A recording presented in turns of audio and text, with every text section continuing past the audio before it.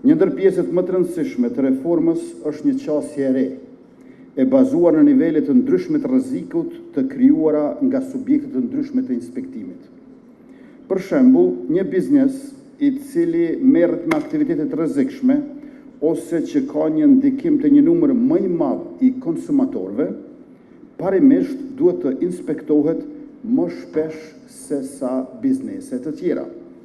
Po ashtu, ndaj atyre subjekteve të cilët kanë një histori të shkeljeve të rënda të rregullave ligjore, të cilët rrezikojnë në mënyrë të përsëritur jetën ose shëndetin e punëtorëve dhe konsumatorëve, inspektoratet tona duhet të jenë sa më të rrepta dhe pa kompromis, duke shfrytzuar të gjitha mjetet ligjore që i kanë në dispozicion, përfshi gjobitjen, e madje edhe kallëzime penale në raste më të rënda.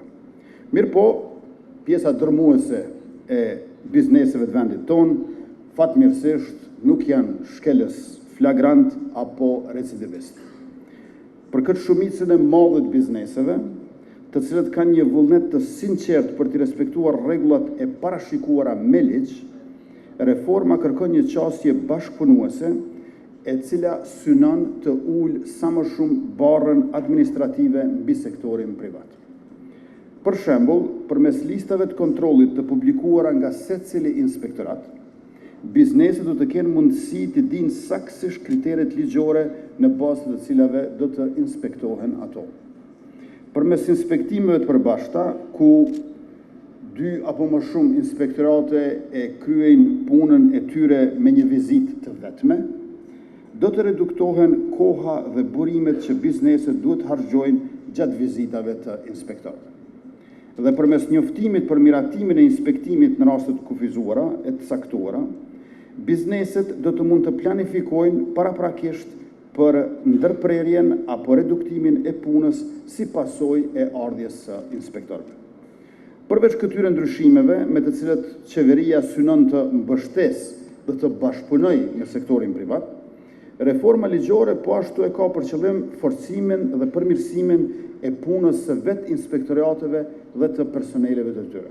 Ky proces natyrshëm është shoqëruar me sfida të shumta, që përcjellin ngritjen dhe funksionalizimin e një institucioni të ri me përgjegjësi të gjera dhe rol strategjik në kuadër të reformës shtetërore. Megjithatë, paralelisht me ndërtimin dhe konsolidimin e vetë institucionit dhe pavarësisht resurseve ende shumë të limituara, zyra e inspektorit të përgjithshëm ka marrë përgjegjësinë dhe ka udhëhequr procesin e reformës së inspektimeve në nivel vendi, duke avancuar koordinimin ndërinstitucional dhe duke forcuar bashkëpunimin ndërmjet të gjitha organeve inspektuese në Republikën e Kosovës. Misioni ynë është i qartë, të ndërtojmë një sistem inspektimesh proporcional, të koordinuar dhe të bazuar në vlerësimin e rrezikut, i cili mbron interesin publik, garanton sigurinë, shëndetin dhe mjedisin, ndërsa njëkohësisht redukton barrën administrative për qytetarët dhe bizneset.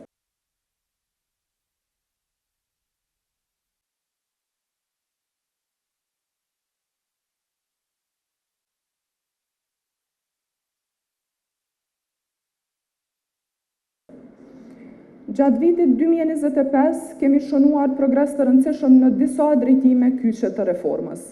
Së pari, kemi avancuar procesin e riorganizimit të trupave inspektues dhe themelimit të tyre si inspektorate qendrore si agjenci ekzekutive, duke krijuar bazën për institucione më profesionale, më të pavarura dhe më efikase.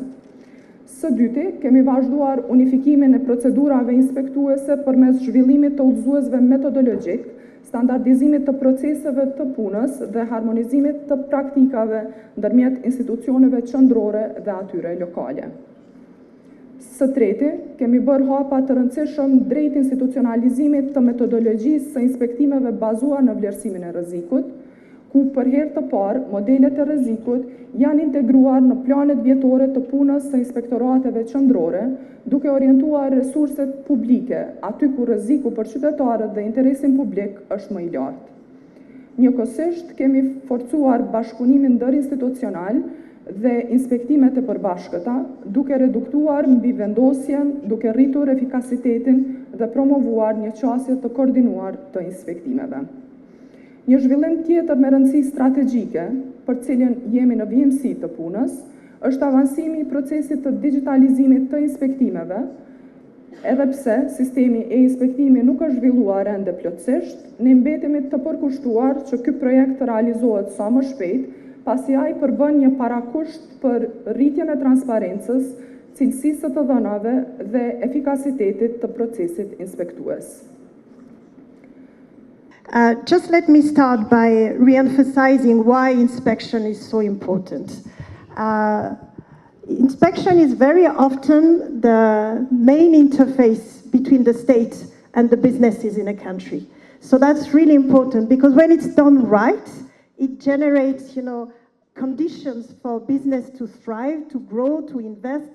It helps protect the citizen, the communities, to protect the safety and also the environment. But when it's done wrongly, it can generate some red tapes, a perception of unpredictability that will, discourage investment and that will impact negatively the growth. So it's really important to have it right. Question is not whether inspections are important, but how to make them create the best environment, enabling environment for private sector to grow without overburdening them with administrative measures.